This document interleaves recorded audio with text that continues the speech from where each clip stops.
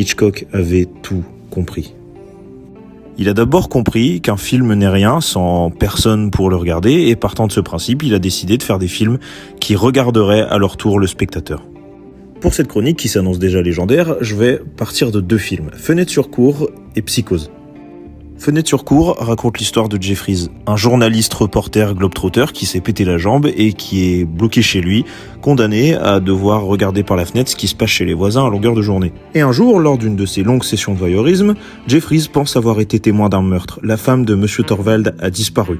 C'est vrai qu'ils s'embrouillaient souvent, mais est-ce que c'est l'ennui de Jeffries qui essaie de créer quelque chose pour exciter un peu, pour qu'il s'ennuie moins, ou est-ce que c'est vraiment arrivé? Monsieur Thorvald a-t-il tué sa femme?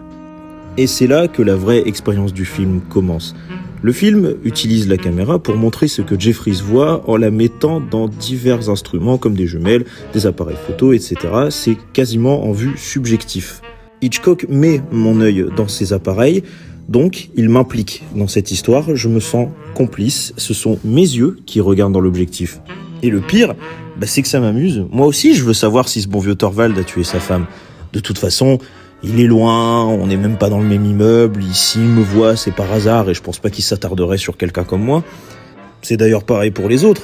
D'ailleurs, plus je les vois, plus je vois des gens bien tristes, le pianiste seul et désespéré qui arrive pas à composer, la danseuse qui fait son show tous les matins sur son balcon mais qui se cache le soir pour pleurer, et cette voisine-là, on est d'accord qu'elle parle toute seule, non ? Même ce jeune couple qui a emménagé il y a pas si longtemps que ça a l'air de déjà battre de l'aile. Enfin bref, on s'en fout. Il y a plus important, il y a peut-être un meurtre. La voisine, là, elle a qu'à avaler sa boîte de médoc un peu plus tard, on a autre chose à faire. Parce que je le répète, il y a peut-être un meurtre. Et c'est ça la force de Fenêtre sur cour. Hitchcock fait ce qu'il veut de nous. Il invite d'abord, premièrement, lentement à regarder comme si c'était un jeu. L'attention monte, le plaisir monte aussi, à mesure qu'on regarde de plus en plus près. Il y a forcément un monstre qui se cache là-dessous, derrière toute cette banalité. Mais attention, quand on regarde bien, on finit toujours par trouver, à moins que ce soit le monstre qui nous trouve.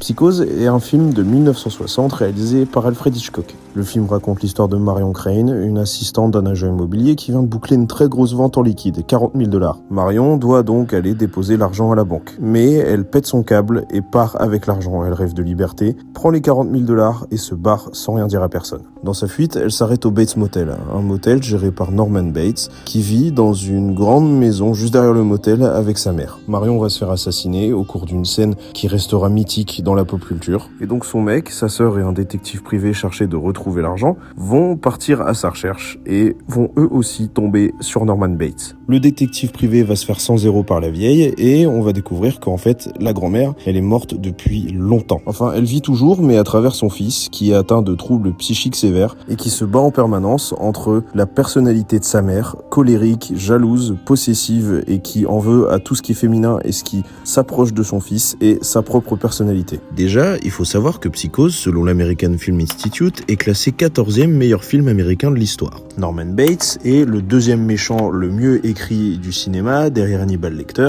et que la musique de Bernard Herrmann est 4e. Ça se pose là, mais pourquoi ? Dans Fenêtre sur cour, le centre de l'attention, c'est Monsieur Thorvald. On passe notre temps à l'observer, comme j'ai dit précédemment, mais dans Psychose, le centre de l'attention, c'est Marion dans un premier temps, mais c'est surtout nous, le spectateur. Parce que croire que le film s'arrête au moment où Marion meurt, c'est faux, parce que dans les deux cas, le spectateur prend une place à part entière. Dans le film, il a une double place, parce que la composition et la mise en scène le font rentrer dans l'action du film. Par exemple, quand Marion conduit, et qu'on entend en voix off, pendant qu'elle nous regarde fixement, tout ce que les personnages secondaires, tout ce que son entourage peut dire sur ce qu'elle a fait, le fait qu'elle ait volé l'argent, et sa disparition. Et donc on est plongé dans sa tête, dans ses questions, dans ses peurs, dans ses inquiétudes, à travers ses yeux, qui traduisent tout ce qu'il y a dans sa tête. La place de spectateur est déjà bousculée. Il y a le regard furtif du gérant de l'agence immobilière, qui croise Marion alors qu'elle est censée être malade, et le regard plus la bande-son qui veut tout dire. Juste un regard, pas plus. Encore un regard caméra qui implique le spectateur. Puis, il y a le policier qui regarde, soupçonneux, Marion de l'autre côté de la route, mais qui la regarde de loin. et il nous regarde nous parce qu'on est complice de Marion, on est dans sa tête, on sait ce qu'elle a fait. Et des exemples comme ça, il y en a plein. Le regard du détective privé, le fait qu'il y ait des animaux empaillés partout, le dernier regard que Norman Bates lance à la caméra, etc., etc., etc. Même la grande maison de la vieille est placée en tour de contrôle derrière le motel pour montrer sa mainmise, sa surveillance sur son fils. Hitchcock faisait des films pour offrir une expérience aux spectateurs. Il n'oubliait pas que sans un spectateur, un film n'existe pas. Et tout ça couplé à un langage cinématographique classe et élégant en toutes circonstances.